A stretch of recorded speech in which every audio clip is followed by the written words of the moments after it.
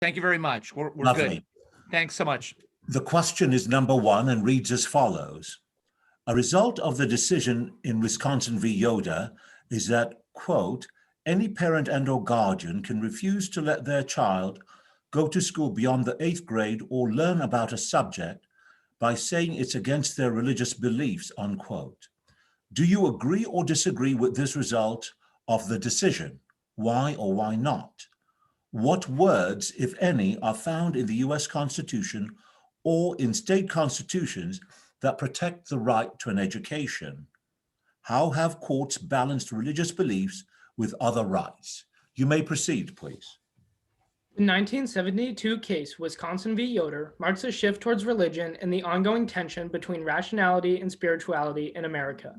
The Supreme Court upheld that parents can refuse to have their child taught any subject or go to school altogether beyond 8th grade on religious objection.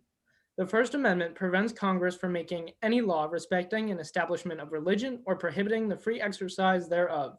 Therefore, a law which makes public education compulsory, but in doing so interferes with the free exercise of religion, is unconstitutional. To a government, education is important as it leads to an informed population who will depend less on government support programs.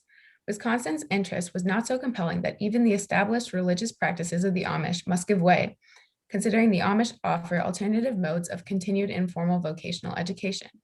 The landmark nature of Wisconsin v. Yoder is a problematic national precedent.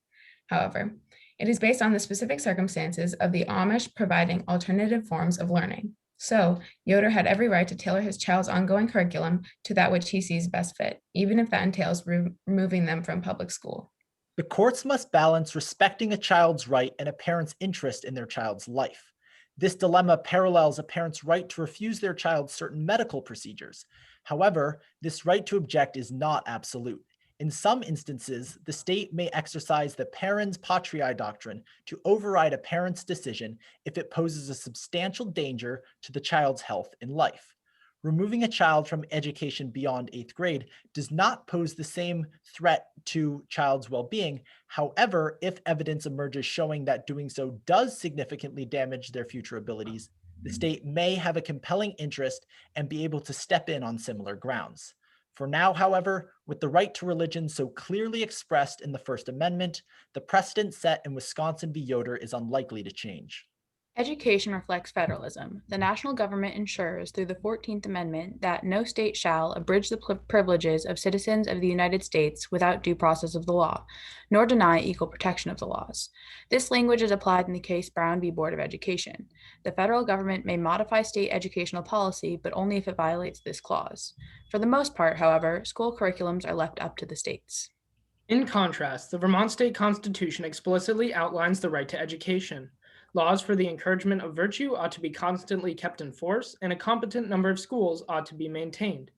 Similarly, Article 11 of the Arizona State Constitution states that there must be laws to provide for increasing the county funds sufficiently to maintain all public schools in the county. Both Vermont and Arizona go beyond the broad language of the 14th Amendment. Education is an enumerated right in these constitutions, where it is merely an implied right in the federal Constitution.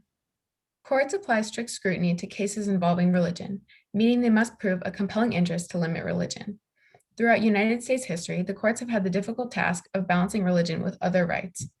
The 1948 case, McCollum v. Board of Education, represents this balance, as McCollum sued the school board, reasoning that taxes raised for education must not be used for religious instruction, and the Board of Education violated the Establishment Clause. The court ruled in McCollum's favor. When looking at religion in schools and the Establishment Clause, it is valuable to consider the Lemon Test. Although the Lemon Test is no longer frequently used, it attempts to determine whether or not a law violates the Establishment Clause.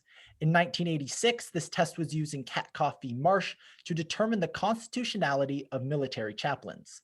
The judge concluded that the Establishment Clause was not violated because chaplains were crucial to preserving the First Amendment rights of military members. Previously, the 1983 case, Barsh v. Chambers, challenged the chaplaincy practice of opening meetings with a prayer in federal courts. Chief Justice Warren Burger defended the chaplaincy on the basis of historical culture, saying that it had become a part of the fabric of our society. The decisions in these three cases illustrate the court's ongoing efforts to balance traditional legislation with religion. Thank you. We are now ready for your questions. Thank you. Given what you have stated, and you mentioned that the issue of the impact on a child's future. So if a child has an interest in a future path that conflicts with the parent's religious belief, how do you balance that child's interest in a quality education for a future that conflicts with the parent's religious belief? Well, I believe that all schools need to meet a certain criteria for what is taught to the students and what is included in that curriculum. To a certain point, just recently this year, 28 yeshivas in New York City were investigated by the New York City Department of Education, and only 2 of them were found to meet substantial equivalency, which is their benchmark for how students' curriculums are formed and upheld. So in that case, a student would have to meet a certain criteria, and that school would have to provide a certain education for that student to pursue that curriculum. I think there has been a lot of evidence that has emerged showing the difference in future earnings of those who complete a high school education and then those who go on to complete a college education.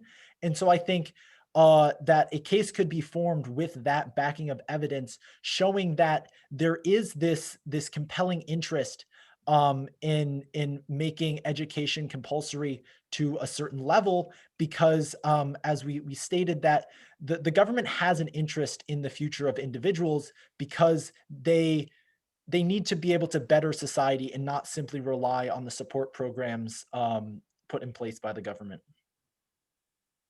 Thank you. Let me ask you about a real live situation involving the pandemic. The state of California and the governor of California enacted a restriction forbidding more than 3 families to ever gather in a private home. Completely neutral on its face, but does allow people to go to grocery stores and malls and hardware stores. Certain religious individuals, because more than 3 families could not gather to either worship or pray, sued the governor. How should the court analyze whether the governor's interest in protecting the health and safety of its residents and stopping COVID balances against people's religious right to gather more than 3 people in a household in order to pray or study the Bible? I think this is an interesting case because the difference between those social or religious gatherings and the more commercial instances, such as the stores or movie theaters, things like that, and seeing if that is a fair comparison, considering that in stores there are generally more better ventilation, shorter periods of time, and mandated mask wearing typically. I think further what my colleague is getting at is that so this is a free exercise issue. And I think that there are multiple technological ways in which communities can still gather to carry out their religious services, such as we are doing right now on Zoom. Whereas the things which are still open in states like California, like grocery stores, there's no other way to carry out that act. And that would be the test that the governor could use to restrict certain gatherings, but allow others. And I think just along with free exercise, we could relate it back to what Benning was stating earlier about the yeshiva schools, which did not actually close during the pandemic, but they led to a greater spread. There were a lot of cases stemming off of the fact that those schools remained open under the mandate of private incorporations. So I think what California is doing could likely help the community more in a sense of civic duty to keeping other people safe in the pandemic. So it's your constitutional analysis that under the free exercise clause, the state should win that case and be allowed to ban these gatherings in people's homes.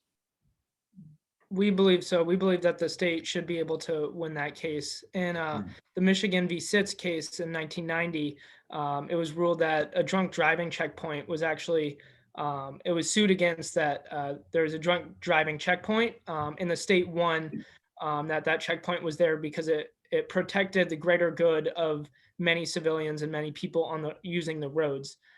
So in similarity with Michigan v. Sitz, I believe that the protection of the greater good here in California outweighs the religious freedoms that people have to gather in homes. And key language from that case is that these DUI checkpoints put in place a minimal restriction on personal liberties.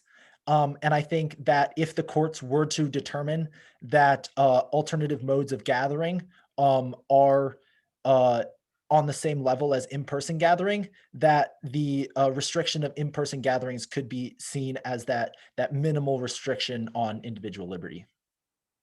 Senator, do you have a question? Yes. One of you mentioned that the precedent in Yoder was unlikely to change. And so I want to throw out a hypothetical. What if there was a religious sect who had as one of its core beliefs that girls should not have any sort of formal schooling outside of their religious sect? Do you think that would a court come to a different conclusion if it was, again, you're balancing the religion that says no girls can come to school versus the individuals that, maybe they should have some schooling? Where do you think they would go on that? It's a good question. I think just to start it off, I want to establish the general factor that education is an implied right in the Constitution. It can be seen in the preamble where general welfare is guaranteed, in the necessary and proper clause, and also in, I believe, Article 4, which guarantees all states a form of Republican government. So disallowing girls from attending schools would violate their right to education, which is implied in the Constitution. I think building off of what my colleague just said, that since the right to vote is so clearly established within the Constitution and is allowed to women, that there is a need for women to receive civic education. And so a religion which disallowed the education of girls would sort of go against what Rosie was talking about, Section 4, Article 4, Section 4 of the Constitution, where citizens need to be able to take a role in Republican government. Thank you. Thank you. Our time has expired. Well done. Good job. Thank you very much. Your Great job. And I appreciate the approach that you took in terms of that shift, the rationale that you provided, the examples, Arizona and Vermont, that you provided, reaching back to some old case authority, and the example of that New York religious group, the 28 yeshivas, as you pointed out, was quite interesting. Good approach in terms of supporting your positions. Very good participation by everyone in response to the questions. Lovely job. Thank you. Thank you. Thank you. Yeah, I agree entirely. Absolutely terrific job. And what I loved most is from your opening sentence all to the end, you recognize there's a constant tension.